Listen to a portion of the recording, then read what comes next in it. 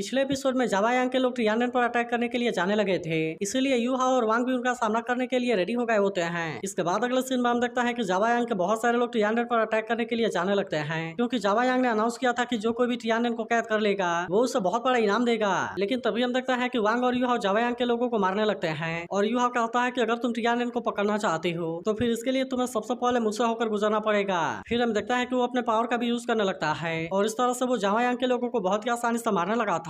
तभी इसी बीच हम देखता है कि यूहा अपने थर्ड सोल स्किल का यूज करने लगता है, इसीलिए अब जावा यांग का कोई भी आदमी उसके सामने कुछ नहीं कर पाता। वहीं हम देखता है कि टियानन भी यूहा की हेल्प करने के लिए रेडी हो जाती है, इसीलिए वो अपने सभी सोल्जर से कहती है कि तुम जल्दी से जाकर यूहा की हेल्प करो। जिसके बाद हम देखता है कि वे लोग तुरंत इसकी बात मानने के लिए रेडी हो गए थे और इसीलिए वो जावा यांग के लोगों को मारते हुए यूहा की तरफ जाने लगते हैं। मगर तभी हम देखता है कि यूहा के पावर को देख जावा यांग हैरान हो गया था और कहने लगता है कि एनिमी के पास में तो एक बहुत ही डेंजरस कंट्रोल टाइप का स्पिरिचुअल सोल मास्टर है, इसीलिए मुझे सबसे पहले उसे निपटाना होगा, नहीं तो वो हर जगह पर अटैक करता रहेगा। लेकिन अभी भी हम देखता है कि यूहा को रोक पाना इतना आसान बात नहीं होता और वो तुरंत ही अपने आइस ब्लास्ट का यूज करके जावा यांग के और ज्यादा लोगों को मारने लगता है। लेकिन तभी हम देखता है कि केके ने भी अपने एक्सप्लोजिव को रेडी कर लिया था और इसीलिए वो इसका यूज करके जावा यांग के लोगों पर अटैक कर देती है। लेकिन तभी हम देखता है कि जावा यांग भी इनको रोकने के लिए रेडी हो गया था, इसीलिए वो भी अपने पावर का यूज करके टियानन के लोगों को मारने लगता है और हम देखता है कि कोई भी इसके सामने कुछ नहीं कर पाता। तभी इसी बीच हम देखता है कि वो अपने सोलिंग को भी एक्टिवेट कर लेता है, जिससे देख सभी हैरान होते हुए कहते हैं कि यह तो 7 इंच सोल सेंट है। मगर तभी हम देखता है कि जावा यांग भी अटैक करने के लिए रेडी हो गया था और वो तुरंत ही यूहा के ऊपर अटैक करना शुरू कर देता है। जिसके बाद हम देखता है कि वांग भी यूहा की हेल्प करने के लिए रेडी हो गया था और इसीलिए वो जावा यांग के ऊपर अटैक करने की कोशिश करता है। लेकिन तभी हम देखता है कि जावा यांग ने इनका अटैक को बहुत ही आसानी से रोक लिया था और इसीलिए वे दोनों जावा यांग के सामने कुछ भी नहीं कर पाते। तभी इसी बीच केके अपने सोल कैनन का यूज करके जावा यांग पर अटैक करने की कोशिश करती है, लेकिन हम देखता है कि उसके अटैक का जावा यांग के ऊपर कोई भी असर नहीं होता। वहीं वांग और यूहा भी फिर से अटैक करने के लिए रेडी हो गए थे, लेकिन तभी हम देखता है कि जावा यांग ने इनका अटैक को बहुत ही आसानी से रोक लिया था और इसीलिए वे दोनों एक साथ में मिलकर भी इसका कुछ नहीं कर पाते। फिर हम देखता है कि जावा यांग भी अपने पावर को एक्टिवेट करने लगता है, इसीलिए वांग और यूहा इसके सामने कुछ भी नहीं कर पाते और फिर वे हैरान होते हुए कहते हैं कि ये इतना ज्यादा स्ट्रॉन्ग कैसे है। वहीं उधर हम देखता है कि जावा यांग अपने मार्शल सोल को एक्टिवेट करने के लिए रेडी हो गया था, जिसके बाद हम देखता है कि उसके पास में गोल्डन बियर मार्शल सोल होता है और अब वो इसे बाहर निकालने के लिए एक्टिवेट करने लगता है। इसके बाद हम देखता है कि कुछ ही देर में गोल्डन बियर बाहर आ गया था और वो तुरंत ही यूहा के ऊपर अटैक करने की कोशिश करता है। तब इससे देख वांग और यूहा एक साथ में मिलकर इसका सामना करने के लिए रेडी हो गए थे और इसीलिए हम देखता है कि वे दोनों एक साथ में मिलकर इसके अटैक को रोकने लगते हैं। लेकिन तभी पता चलता है कि गोल्डन बियर की पावर बहुत ही ज्यादा है, इसीलिए केके का बैरियर भी इसके सामने ज्यादा टाइम के लिए कुछ नहीं कर पाता और हम देखता है कि वो कुछ ही देर में टूट गया था। लेकिन वही उधर हम देखता है कि जावा यांग ने वांग और यूहा को अपने पंजे के नीचे दबा दिया था और फिर कहता है कि अब इनको खत्म करने का टाइम आ चुका है। मगर अभी भी हम देखता है कि वांग और यूहा इतने आसानी से हार मानने वाले नहीं होते, इसीलिए वे दोनों अपने मार्शल सोल फ्यूजन स्किल का यूज करने के लिए रेडी हो गए थे, जहां पर हम देखता है कि वांग अपने गॉडेस बटरफ्लाई का यूज करने लगा था, जबकि यूहा अपने आइस से एम्परर स्कॉर्पियन का यूज करने लगा था।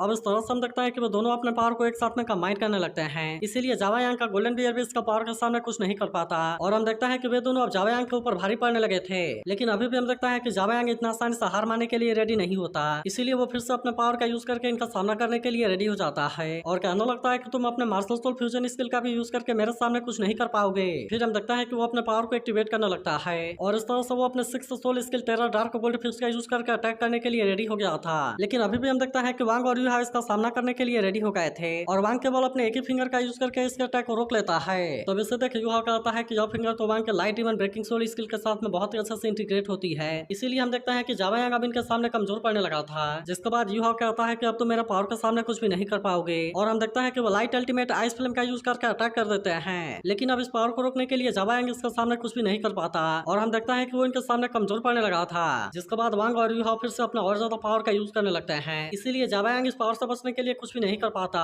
और हम देखते हैं कि वे इस तरह से जावा यांग को हराने में कामयाब हो गए थे। लेकिन वहीं हम देखते हैं कि इनके ऐसा पावर को देख सभी लोग भी पूरी तरह से हैरान थे, क्योंकि आज तक इन्होंने ऐसा कोई भी सीन नहीं देखा था।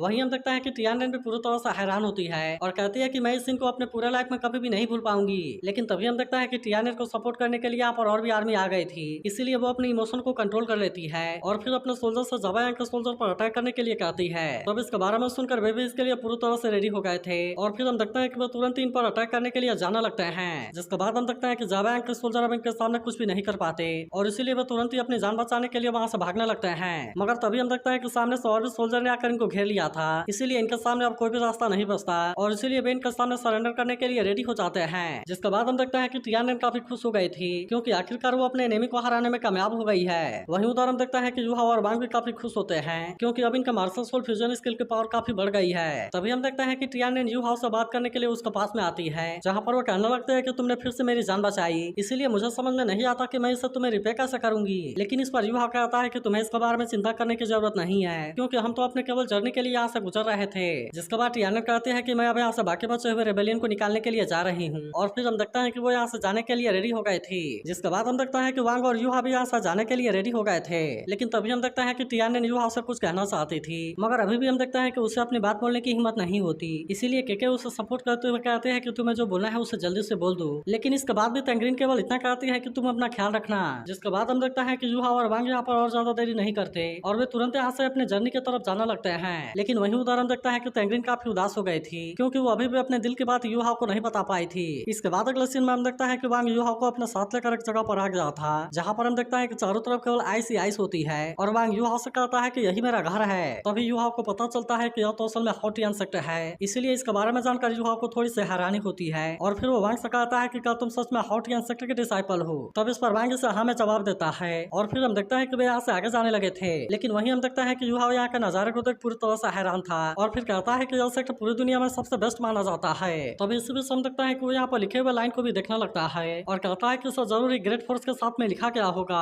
अब इसीलिए हम देखते हैं कि वो इसे फील भी करने लगता है। जिसके बाद इलेक्ट्रोलक्स कहने लगता है कि यह असल में गॉड्स पैंट के जनरेशन का हैंड राइटिंग है, और फिर वो यूहा से पूछता है कि क्या तुम इन चार्म को समझ रहे हो, क्योंकि ये तुम्हारे प्रैक्टिस के लिए बहुत ही हेल्पफुल है। लेकिन अब हॉटियन सेक्टर को भी पता चल गया था कि वांग यहाँ पर आया है, इसीलिए हम देखता है कि कुछ लोग इसे लेने के लिए आ जाते हैं। लेकिन वे सभी वांग को यंग मास्टर बोल रहे थे, और इस तरह से वो इसे अंदर चलने के लिए कहते हैं। जिसके बाद हम देखता है कि इस बात से यूहा की हैरानी और भी बढ़ गई थी, और फिर वो वांग से कहता है कि क्या तुम यहाँ के यंग मास्टर हो। इसके बाद अगले सीन में हम देखता है कि वे दोनों अंदर आ गए थे, जहाँ हम देखते हैं कि दो मास्टर के बीच में फाइट हो रही थी, और इसीलिए सभी लोग इसे काफी अच्छे से एंजॉय कर रहे होते हैं। लेकिन इन दोनों मास्टर में से कोई भी अपने हार मानने के लिए रेडी नहीं होता, और तभी टियानमेन कहने लगता है कि यह तो काफी स्कैरी है, क्योंकि इन दोनों लोगों की और टॉप 10 वाले फिर से कम नहीं है। तभी हम देखता है कि विंग इस बात से हैरान होती है, और कहते हैं कि इनकी ताकत भी टॉप 10 वाले फिर के जैसी है। मगर अभी भी हम देखते हैं कि वे दोनों आपस में फाइट कर रहे थे, और इनमें से कोई भी किसी के सामने हार मानने के लिए रेडी नहीं होता। तभी इलेक्ट्रोलक्स भी कहने लगता है कि यह तो काफी अजीब है, और इन दोनों के पास में मेरी जैसी स्पेशल कॉन्शियसनेस कैसे हो सकती है। मगर तभी हम देखते हैं कि एक मास्टर ने दूसरे वाले मास्टर को हरा दिया था,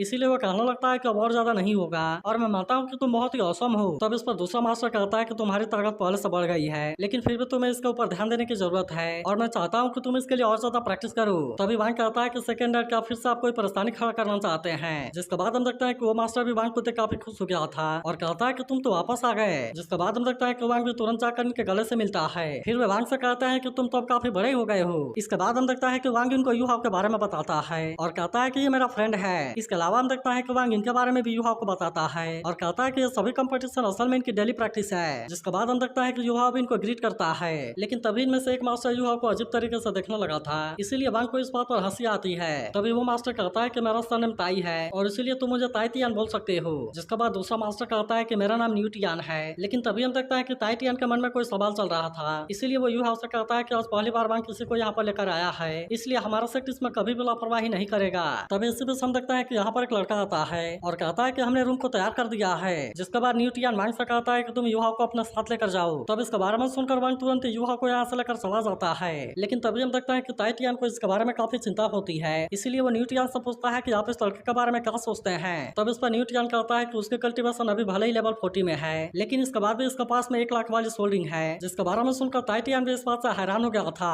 फिर वो कहता है इसका मतलब है कि किसी पावरफुल बीस्ट ने अपने मर्जी से इसे सैक्रिफाइस किया है। अब इसीलिए हम देखते हैं कि इसके बारे में जानकर उसे हैरानी होती है, और फिर वो किसी फाइट के बारे में याद करते हुए कहता है कि वो तो बिल्कुल पहले का जैसा है। वहीं उधर हम देखता है कि वांग यूहा को अपने साथ लेकर आ गया था, जहाँ पर वो इसे हॉटियन कैसल के बारे में सब कुछ बताने लगता है, और कहता है कि इसका फर्स्ट फ्लोर पर केवल डिसाइपल रहते हैं, जबकि सेकंड फ्लोर पर सेक्ट एल्डर और बाकी गेस्ट रहते हैं, और थर्ड फ्लोर पर मैं अपने एल्डर फादर और सेकंड फादर के साथ में रहता हूँ। इसी के साथ वो इसे बताता है कि मेरी सिस्टर भी वहीं पर रहती है। तब इसके बारे में जानकर यूहा वांग से कहता है कि तुमने कभी भी मुझे इसके बारे में नहीं बताया कि न्यू टियान और ताई टियान दोनों ही हॉटियन सेक्ट के मास्टर हैं। तब इस पर वांग कहता है मैं भूल गया था कि सेकंड फादर मेरे पेरेंट्स का ब्रदर है, लेकिन फिर भी तुम्हें इसके बारे में नर्वस होने की जरूरत नहीं है। तभी हम देखता है कि यूहा वांग से उसका बायोलॉजिकल पेरेंट्स के बारे में पूछने लगता है, जिस पर वांग उदास होते हुए कहता है कि मैं इसके बारे में नहीं जानता, और सेकंड फादर ने मुझसे कहा था कि मेरे पेरेंट्स काफी दूर चले गए हैं। जिसके बाद हम देखता है कि यूहा वांग साहब इसके बारे में कुछ भी नहीं पूछता, लेकिन तभी हम देखते हैं कि उसकी नजर यहाँ के स्टैचू के ऊपर जाती है। जिसके बाद वांग इससे बताता है कि वे हमारे हॉटियन सेक्टर के एंसेस्टर हैं, जिनमें से मिडिल वाले हमारे एंसेस्टर तैंक्सियन हैं, जबकि बाकी के 2 स्टैचू डबल स्टार रिश्तेदार हैं जो कि यहाँ पर काफी टाइम से हैं। जिसके बाद हम देखते हैं कि इसके बारे में जानकारी यू हाउ की हैरानी और भी बढ़ गई थी। इसीलिए वो कहने लगता है कि हाउ टी इंसेक्ट तो सच में फेमस होने के लिए काबिल है। लेकिन तभी हम देखते हैं कि वांग यू हाउ को उसके रूम के पास में लेकर आ गया था।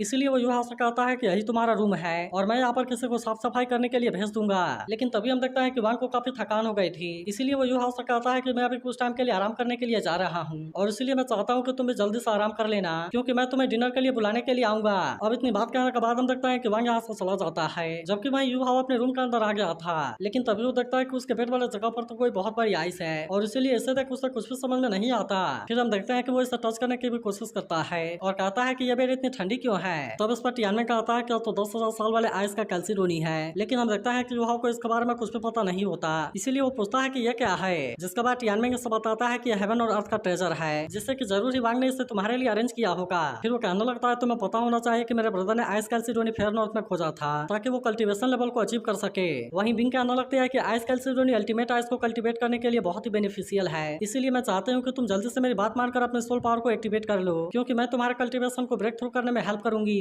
जिसके बाद हम देखता है कि यू हाउ इसके बात मानने के लिए रेडी हो गया था और वो तुरंत ही इसके ऊपर कल्टीवेशन प्रैक्टिस करना स्टार्ट कर देता है। तभी हम देखता है कि इसकी वजह से इसकी सोल पावर काफी बढ़ने लगती है। इसीलिए वो कहता है कि तो सच में बहुत ही कीमती है। लेकिन तभी हम देखते हैं कि बिंग स्नो गर्ल से भी इसे यूज करने के लिए कहती है ताकि वो अपने सिल को स्टेबलाइज कर सके। जिसके बाद हम देखते हैं कि स्नो गर्ल भी इसके बात मानने के लिए रेडी हो गई थी और इसीलिए वो आइस कैल्सीडोनी के पावर को अपने अंदर एब्जॉर्ब करने लगती है। लेकिन वहीं हम देखता है कि यू हाउ को कल्टीवेशन करते हुए काफी टाइम हो गया था, इसीलिए उसकी सोल पावर काफी बढ़ने लगती है। तभी टियानमेन कहने लगता है कि यू हाउ को भी इसके बारे में फील होने लगा, क्योंकि इन चारों लाइन के पावर तो सच में काफी अमेजिंग है। लेकिन तभी हम देखता है कि यू हाउ की सोल पावर बहुत ही जल्दी लेवल 47 में पहुंच गई थी, इसीलिए हम देखता है कि वो इस बात से काफी खुश होता है। मगर तभी हम देखता है कि सिमुलेटेड सोल स्किल को मेंटेन करना इसके लिए काफी मुश्किल हो गया था, इसीलिए इसकी पावर आउट ऑफ कंट्रोल होने लगती है। लेकिन तभी हम देखता है कि टाइटियन और न्यूटियन को भी इसके बारे में पता चल गया था, इसीलिए वे आपस में बात करने लगता है कि यह लड़का तो काफी अजीब है, क्योंकि यह तो बिल्कुल ही यहाँ पर अपने आप को आउटसाइडर नहीं समझ रहा। लेकिन वहीं हम देखते हैं कि यू हाउ के स्पिरिचुअल सी ने और 2 सील को ओपन कर दिया था, इसीलिए टियानमेन कहने लगता है कि ये इंप्रूवमेंट तो काफी तेजी से हो रही है और इसीलिए मैं इसमें सील हुए स्पिरिचुअल पावर को एडवांस में रिलीज कर देता हूँ। अब इतनी बात कहने के बाद हम देखते हैं कि वो तुरंत ही ऐसा करने के लिए रेडी हो गया था।